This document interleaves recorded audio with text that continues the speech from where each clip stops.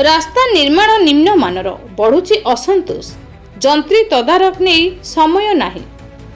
सूचना फलक न लगाई सिमेंट कंक्रीट रास्ता निर्माण चली जहा चली ताहा पुणी निम्नमानर रही।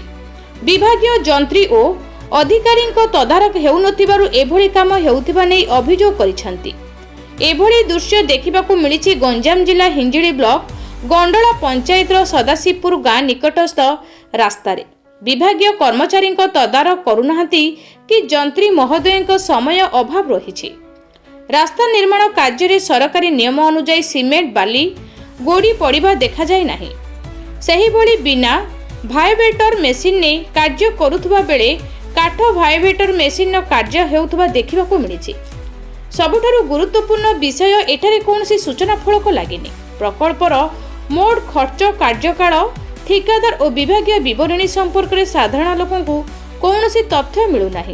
सरकारी नियम को एठारे उल्लंघन करा जायथिबा हिंजिली ग्राम्य उन्नयन विभाग सहकारी कार्यालय अधीन में देखिबा पाई मिलिछि।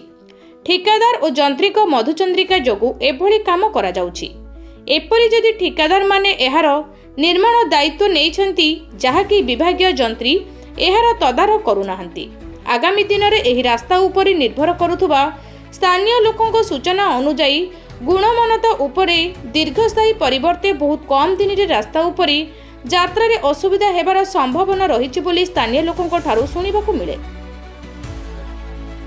गंजाम जिलारू रामकृष्ण पाणी रिपोर्ट, सूर्यास्त न्यूज।